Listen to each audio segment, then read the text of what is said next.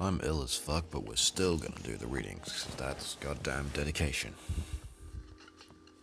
So, David Mosse, 2006, Collective Action, Common Property and Social Capital in Southern India, an anthropological commentary in the Journal of Economic Development and Cultural Change.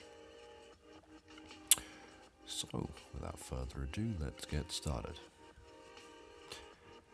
We'll be omitting sections 5 and 6 as per the instructions on the seminar instruction sheet. So, abstract.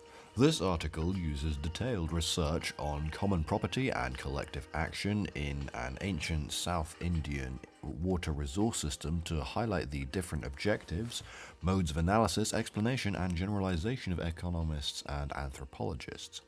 The article does not try to resolve these differences, but goes on to use the South Indian case to show how a recent attempt to deploy social capital as a unified socioeconomic concept, one that attends both to the anthropologist's interest in social relationships and to the economist's concern to identify central trends and general patterns through regressions by isolating the social as a variable generating aggregable data, is highly problematic.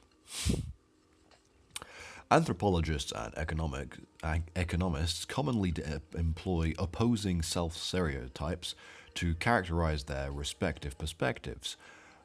Concern with relations and processes versus the distribution of outcomes, with contextual understanding versus selective explanation, constructionist versus positivist epistemologies, inductive versus deductive research designs, and participant observation versus regressions on existing datasets, and imaginary worlds populated by culturally situated groups versus rational economic maximizing individuals.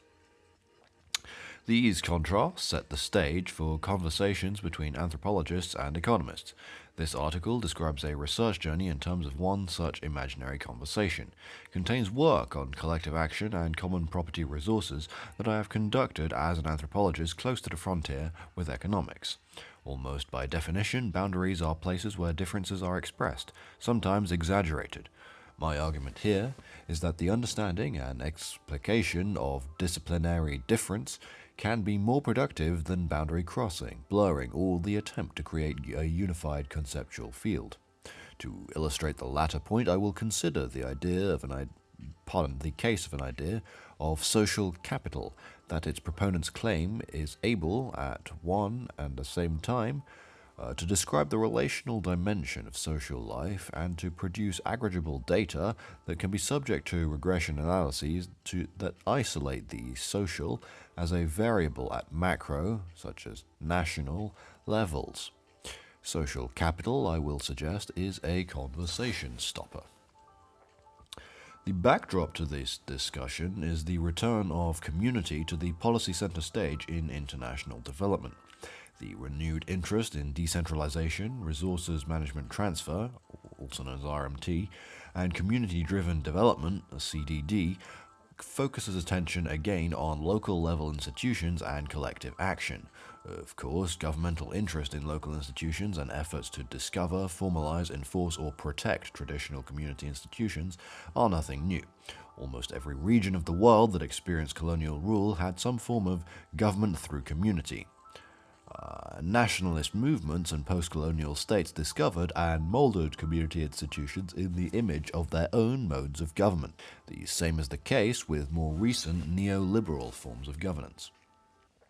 Community institutions have been idealized, homogenized, and traditionalized, but they are also the object of interventions in which they are upgraded, democratized, or modernized so as to meet the new demands and fit within contemporary policy objectives. Community institutions are good vehicles for development intervention because, on the one hand, they demonstrate society as naturally self-regulating, an important premise of neoliberal political economy, and, on the other hand, they offer opportunities for improvement.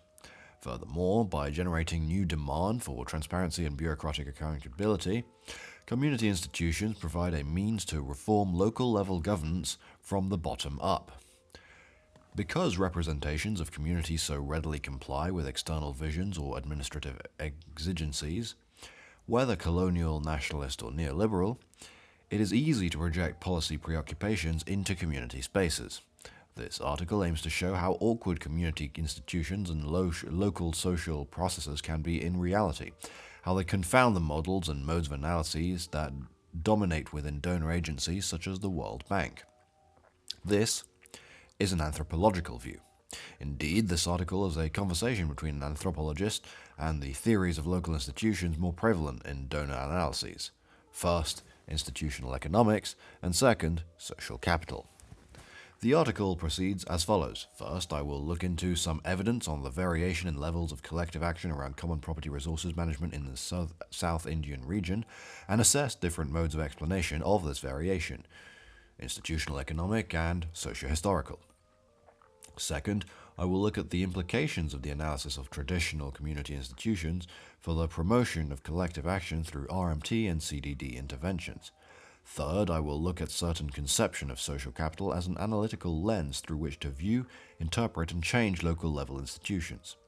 Two caveats are in order. First, in engaging anthropologically with economic modes of thinking about social relations, I do not discount the fact that some economists themselves are now among the critics of conventional restrictive economic models of human action. The issue of coordination and collective action in particular has prompted new theoretical work, drawing attention to public rituals generating common knowledge or symbolic public goods to explain how rational maximizing individuals solve quote-unquote problems of coordination.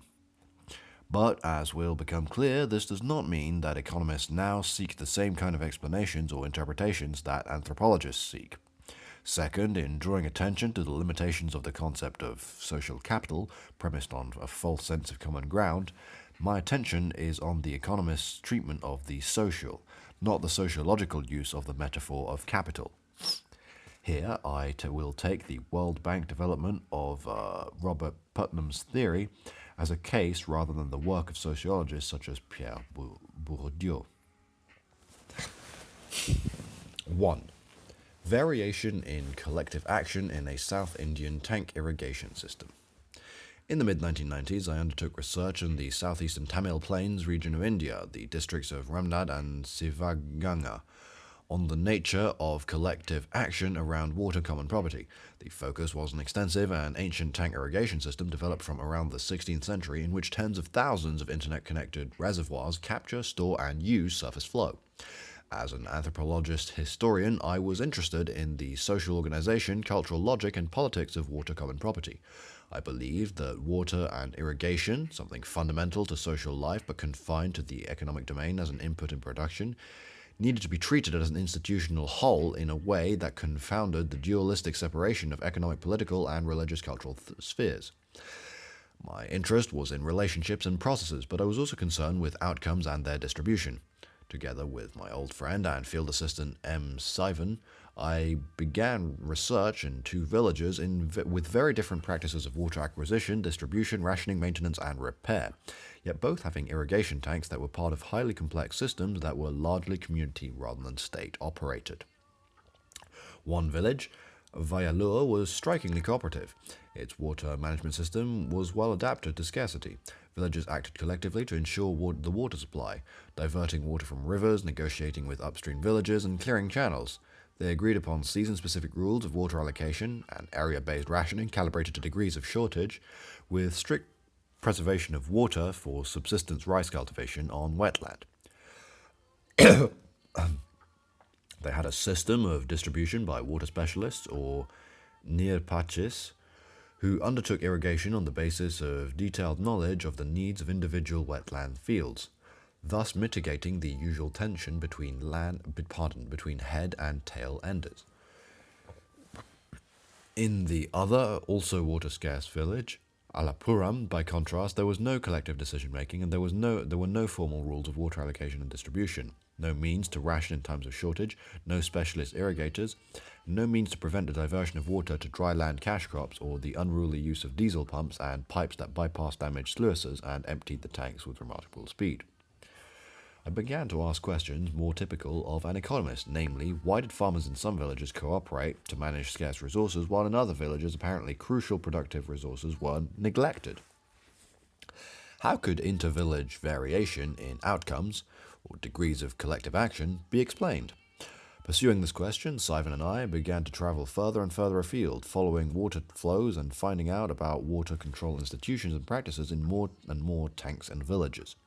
Eventually, our semi-structured survey, carried out through interviews, observation, and repeat visits, covered 89 interconnected tanks in 79 villages, by which time we had exhausted ourselves and our worn-out TVS moped. 2. An economic institutional view. What was the pattern of variation and what was to be explained? To answer this question, I began taking clues from research that was framed explicitly in economic terms and had offered to make sense of a broad pattern that was emerging. The tank/villages we had surveyed stretch across the upper and lower parts of one minor river basin with a total of over 2,000 tanks. In particular, they crossed a fairly sharp ecological divide marked by different soil and drainage characteristics. This corresponded to a sharp distinction in the degree of collective action around water use. The 50 space of modern villages that were surveyed in the predominantly sand soil upper catchment of the river basin were cooperative. They possessed institutions of water control and rationing, had specialized water turners, and in other ways shared characteristics with Vallelur. However, in the 22 villages that were surveyed in the black soil lower catchment, as in Alapuram, these institutions of water control were wholly absent. On the face of it, the ecology of tank-irrigated cultivation was a crucial factor, and prevailing institutional economic explanations of variation in degrees of collective action in terms of risk and individual incentives made perfect sense. Simply put, on porous upper catchment red soils, rice cultivation depended entirely on water captured in tanks. There was a high premium on maintaining sophisticated systems of water control. However, farmers could manage without these on the water-retentive black soils of the lower catchment, where tanks were less critical because a more diverse cultivation pattern combined irrigated rice with rain-fed cropping of, inter alia, chilies and rice. These findings bore a striking resemblance to Robert Wade's well-known study, which was similarly concerned with variation in institutions of collective action across a catchment in Andhra Pradesh. Wade explained such variations in terms of ecologically determined factors of risk and scarcity. Our findings appeared to confirm the general proposition that collective action was shaped by a structure of payoffs arising from ecologically determined costs, benefits, and risks. In the upper catchment area, ecological conditions are such that both the benefits from sustaining rules for cooperative water use and the costs of not cooperating in terms of crop loss and social conflict were high. That is, the private costs from unregulated behavior exceeds the cost of cooperation. In the other black soil area, the overall risks and the benefits of cooperation are low. Land interests are dispersed and collective practices are individualized. This quote-unquote conversation with institutional economics had provided a fruitful line of inquiry and promised a convincing explanation for an overall pattern of variation in outcomes, i.e. collective action, and a conception of collective action in terms of incentives and sets of rules that both allowed generalizability and offered a mechanism for policy to be put into practice. Had I been an economist, I would no doubt have wanted to refine this finding, to define the terms more precisely, to find a statistical method to isolate ecologically determined risk and scarcity, and to relate this case to a model that would be generalizable. Such a model might view cooperative institutions as the equilibrium outcome from competitive games shaped by the structure of individual incentives, or cost and benefits. I might even, following Chue, 2001, try to model, game theoretically, the processes and public rituals of common knowledge generation as the precondition for successful operation of collective action rules, sanctions, or norms. 3. An anthropological perspective. As an anthropologist, however, I had other preoccupations and other points of departure, not least of which was an interest in social power. In my view, the economic models overlook two important things associated with successful collective action around water in Vallelur and other upper catchment villages. The first was the presence of strong structures of caste authority, and the second was the cultural construction of irrigation systems, their rules, roles, and transactions, as public institutions through which this authority was enacted. Could insights in collective action be gained by asking not about the economic or communicative conditions of cooperation, but rather about the role of water control, including its public rituals, in expressing or reproducing relations of power and authority? My point was that the historically shaped and regionally specific institutions through which relations of power were reproduced in South rural India had to do with the control of water, and the way in which water control was institutionalized could be subject comparative to historical and ethnographic research. Indeed, I found that in different Tamil regions, water use rights and rules were tied to social privilege and the rank of dominant caste and kin groups in different ways. For instance, in the northern Tamil districts, characterized historically by landholding collectives of the dominant caste, termed Mirasi by the British, rights in tanks remained as vestiges of extensive share-based property control, still today fused with privileged rights or shares, pankus, in other public institutions, especially temples. Then, in areas such as Pudukkottai, where resource control rested on the clan institutions of the ruling Kala caste, rights to tank water and temple honors are articulated in the idiom of ranked lineages, or karai, which attach to social groups, not to land, and so can hold.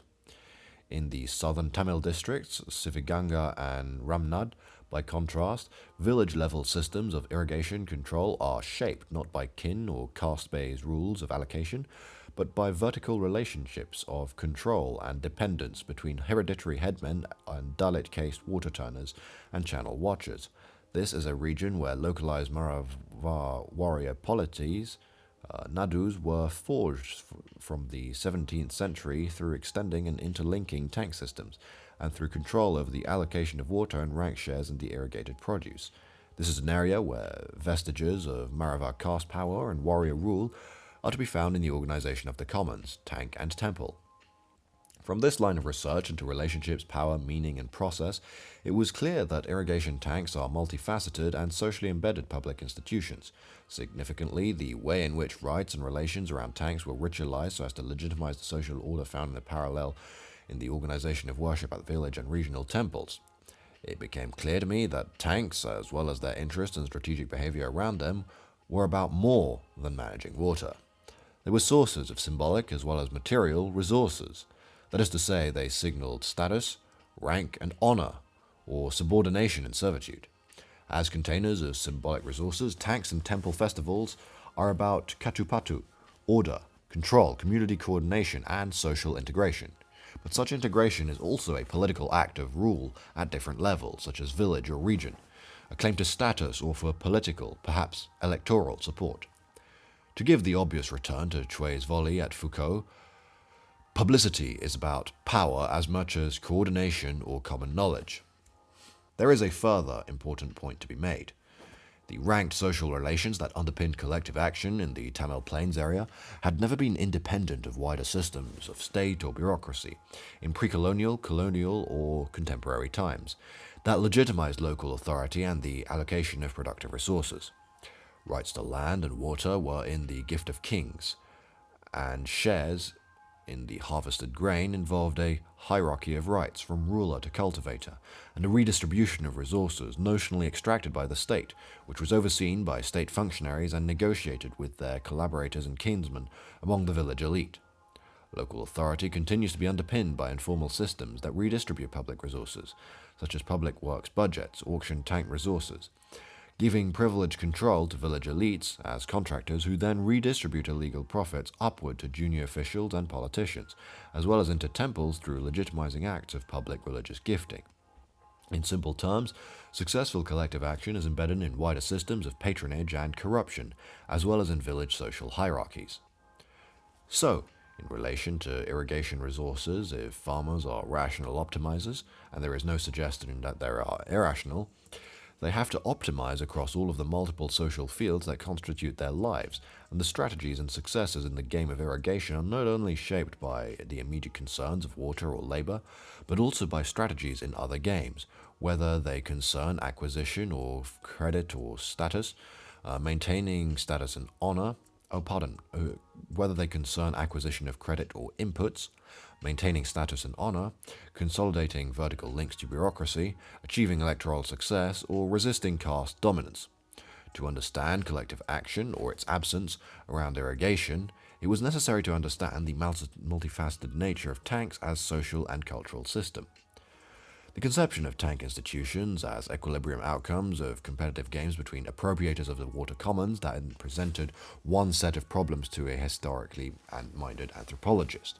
The idea of institution as rules in use overcoming free rider problems presented another set.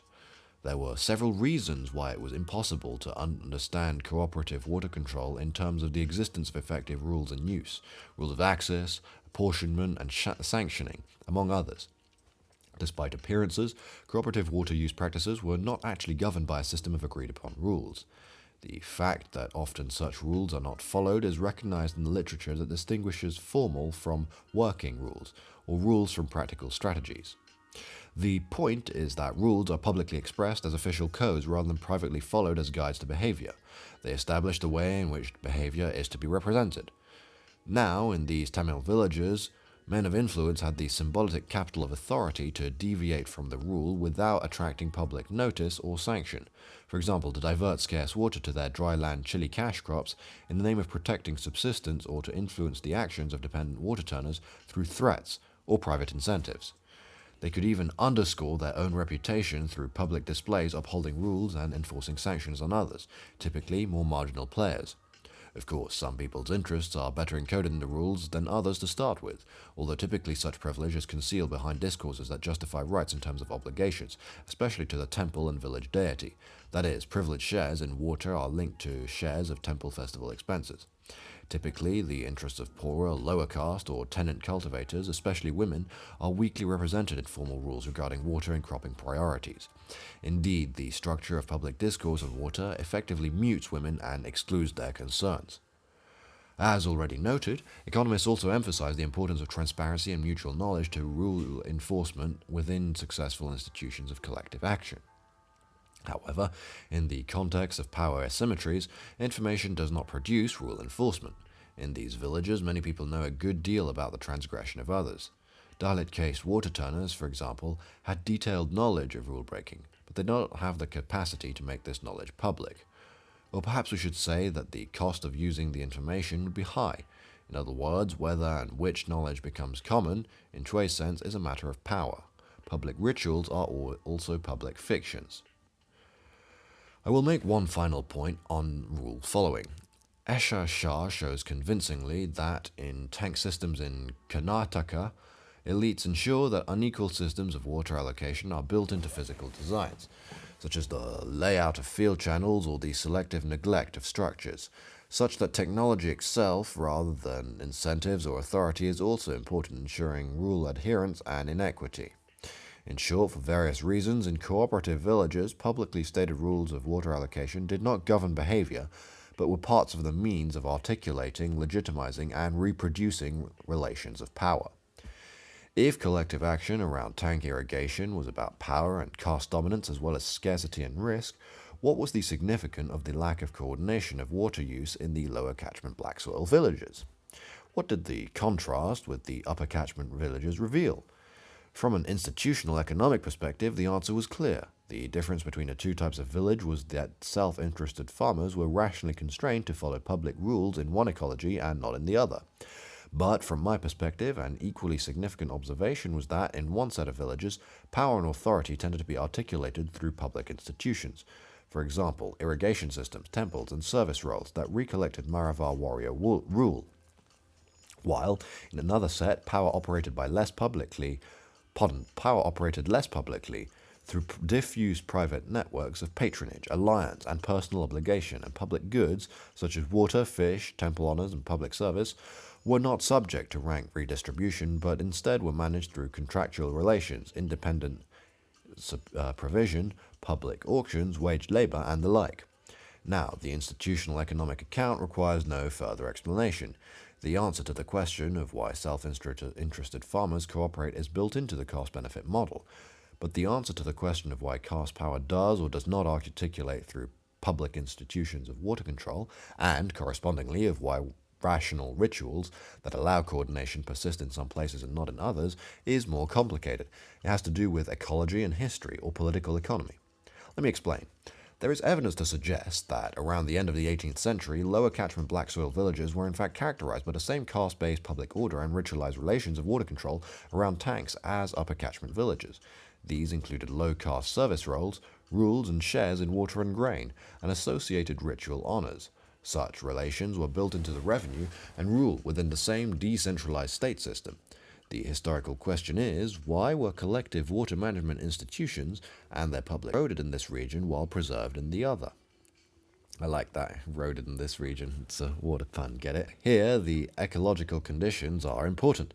The black soil areas of Ramnad and Sivaganga offered opportunities for agricultural expansion and new settlement that were not available in the upper catchment red soil areas.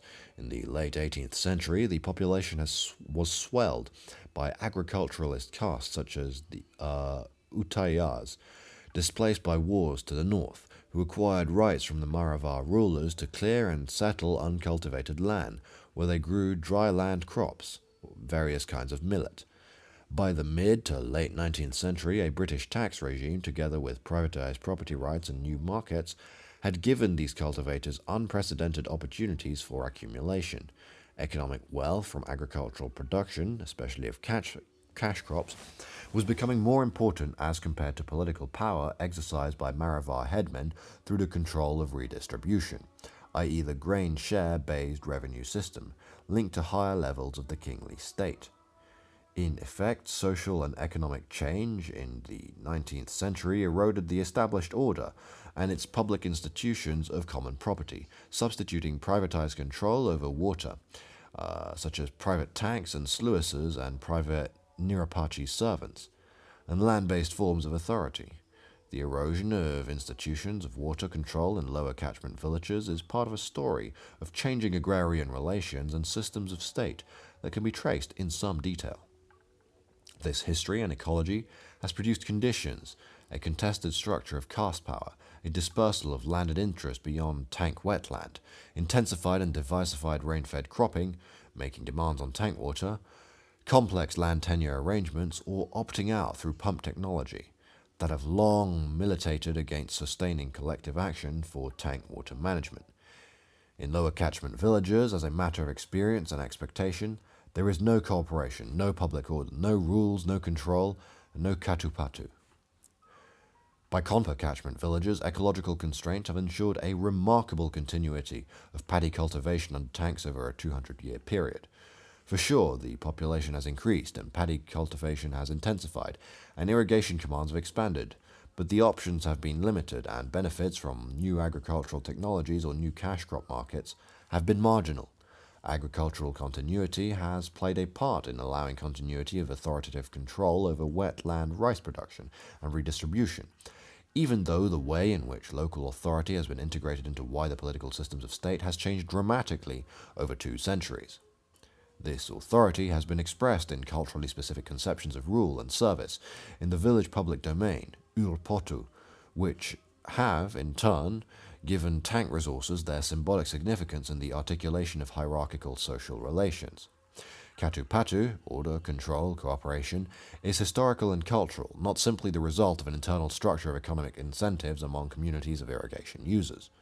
Finally, as I have explained elsewhere, the conceptualization of contrasted regions of collective action has vernacular expression too, in the distinction between Manaka Kalanatu, sandy soil, Nal, and wetland rice, Natu, and Karikal Katu, black cotton soil, and dry land, which are not only opposed ecological zones, but also social types.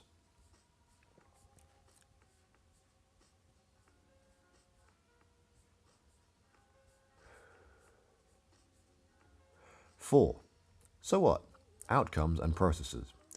At this point, however, an economist might still ask, what extra explanatory power has all this additional social and cultural information actually contributed?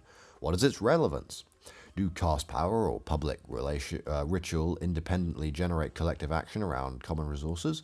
Can we isolate caste relations or the symbolic power of tank questions and correlate them with collective action? These are not unreasonable questions, but they miss the point of the argument and the evidence. which is that the variables are not independent. Social relations are expressed through ecological constraints, and ecological constraints are expressed through social structure. If you conclude that risk and scarcity provide incentives for cooperation, you could just as well say that risk and scarcity ensure that relations of power are expressed through systems for the production of commons resources that are scarce. In other words, scarcity and risk produce collective action by sustaining hierarchical systems of control as much as through effects on the structure of individual incentives. Moreover, it is such structures of power, rather than scarcity itself, that determine how and whether trace public rituals that facilitate coordination are mounted. From the point of view of outcomes, however, my historical and anthropological research still has not explained anything extra. Collective action is determined by ecological conditions of scarcity and risk. We now know a lot more about how outcomes are produced, about the social and historical processes involved. Is this important? Does it matter that the measurable patterns that reveal an association between risk, scarcity, and collective action do not explain the social dynamics involved? Or that the institutional economic mechanisms imputed, incentive structures bearing on individual material maximizers, invoke a type of simplified agent that does not populate South Indian villages? When trying to explain broad patterns in the distribution of collective action, perhaps it does not matter, and economic models derive their power from the ability to generalize outward across a population. But when trying to generalize downward to practice, it matters a great deal. It is here that institutional economic models have a specific weakness and where they have been far less successful. The problem is that because they offer general explanation, economist models are attractive to policymakers, and even more so because they are understood to be predictive, to describe the conditions necessary for collective action. But they are not predictive. Generalizing to practice from outcomes is precisely where problems arise, and where anthropological attention to social processes and complex agency is critical. To explain this, I will look at ways in which economic models fail to predict practice. First, in the context of existing community institutions, and second, when promoting new or modified ones through resources management transfer or community-driven development. A. Prediction and process.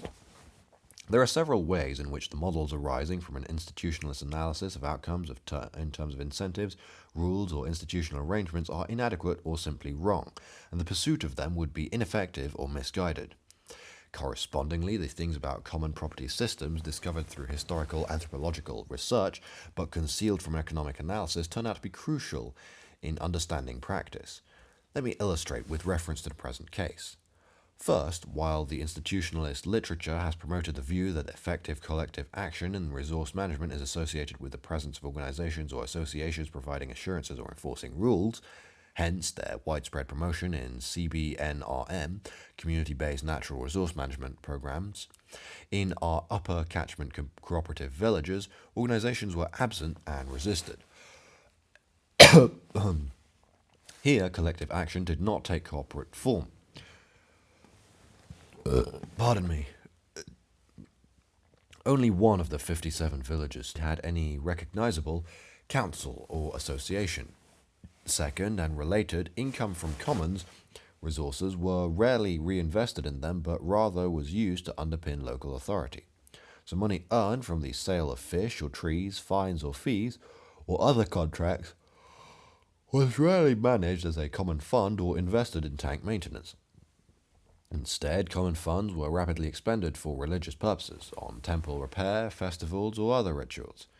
These common resources were not primarily managed in ways that maximized economic utility and ensured accountability, but instead in ways that minimized social conflict and served to enhance the prestige and credibility of existing leadership and to secure their upward political connections. However, where structures of authority were weaker and where public institutions were attenuated by conflict or social diversity, as in many lower catchment villages, the moral claims on such resources were weaker. Hence, common funds were not used to support social hierarchy and were more likely to be reinvested in the irrigation system. The lack of corporate organization or the absence of reinvestment of resources into commons where scarcity is high and collective action is strong could not have been predicted by institutional economic models. Quite the reverse. Rather, these features of the irrigation system arise from the social-cultural positions of tanks in southern Tamil Nadu as part of a public domain to be ruled rather than a resource to be managed.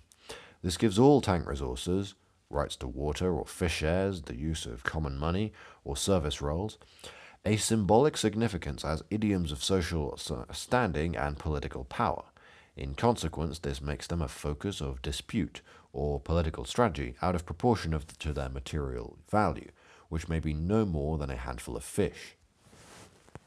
Third, where water systems are embedded in authoritarian structures of caste, they will be subject to the effects of social and political changes that challenge such power and undermine the naturalness of caste class privilege.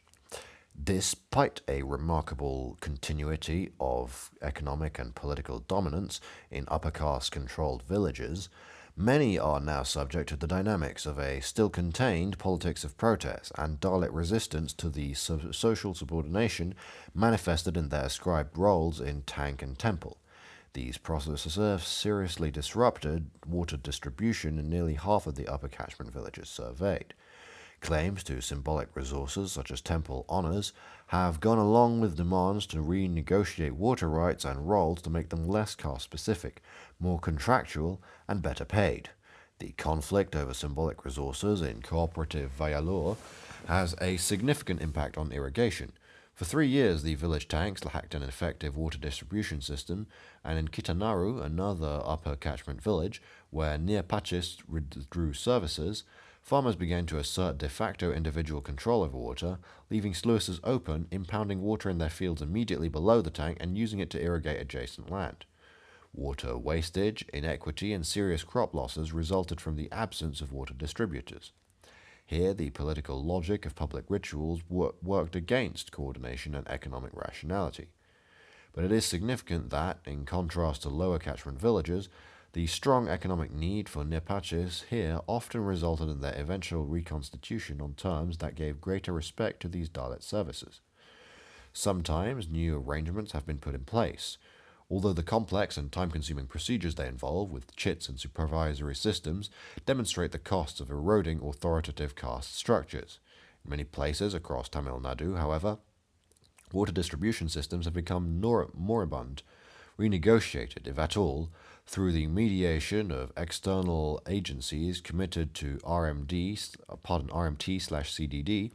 promoting participatory irrigation and willing to invest in water users associations. B. Promoting collective action. I think it is fair to conclude that the application of institutional economic models without reference to the socio-political specifics of collective action around tax system in Tamil Nadu will provide a very poor guide to action or to understanding for development agencies, state or NGO, mandated to promote farmer-controlled irrigation organizations under currently fashionable programs of irrigation management transfer or participatory irrigation management. I have reviewed the experience of PIM in Tamil Nadu elsewhere, but it is worth recalling that several ways in which evidence from case studies of WA processes in Tamil villages demonstrate the salience of ethnographic analysis. During the 1980s and 1990s, the major investments in tank rehabilitation were made under a European Union-funded program within which the Centre for Water Resources of Anna University piloted the promotion of WUAs, taking engineering contracts and managing the developed irrigation systems. These interventions were monitored carefully through the work of village-level process documenters. While development agencies assumed that they could relatively easily promote WUAs on the grounds that there were clear economic benefits to be gained from improved works and greater efficiency in task management, village case studies show again and again how agency staff quickly found themselves amid complex village and caste conflicts because of the unanticipated public and political nature of irrigation institutions. First, in several cases, the traditional local institutions, such as those based on the share and lineage systems mentioned earlier, upon which agency staff expected to build new organizations, were subject to intense dispute as Dalit cultivators challenged caste-based exclusion from equal rights to scarce water. All these institutions had recently been disbanded entirely. Conflicts over water rights were inseparable from other conflicts over common property, temple honors, or obligations of service. Interventions to promote new WUAs in these circumstances amplified caste and factional conflict as various players, faction leaders, or caste groups attempted to advance particular agendas by shaping new institutions in terms of their interests. In Nalaneri village, Chengalpattu, upper caste Mudalyas tried to reassert caste dominance by organizing the new WUA around the old share system that ensured privileged access to material and symbolic resources.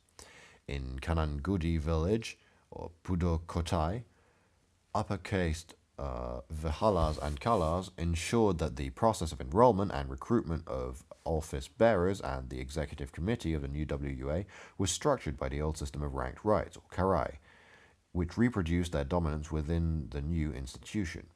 In both villages, Dalits refused these ranked forms of social integration and collective action, and they bargained the terms of their participation in new association, winning concessions such as EC representation and office bearing, without conceding the right to bargain wages as the principal labourers for community projects. From the start, these WUAs were at the centre of a local caste politics that was sharpened by broader political trends of the 1990s. The fact that these were public institutions linked to external authority and to financial, political, and symbolic resources only intensified the caste and factional conflict focused on the WUAs, which were rarely confined to water or the material resources of tanks. These experiences are a long way from the notion of irrigation management transfer as the stabilizing of village groups around rules of resources used crafted by communities of appropriated bound together by the individual economic benefits of cooperative management of shared resources. Rather, PIM implies that the intensified competition of resources and disputes of a social position and authority. Moreover, whereas collective action institutions arising from PIM policies are represented and theorized as spontaneous and self-supporting, in reality they are mostly introduced and sustained by substantial external resources and authorities such as government or NGOs. In the short term, WUAs depend on the expensive process of mobilization, training, and negotiation, but their long-term survival is dependent upon reforms in the wider framework of irrigation administration and its system of incentives, which continue to meet unyielding political/institutional resistance, and from which a focus on community institutions presently diverts attention. Now, section 5, so we'll stop there.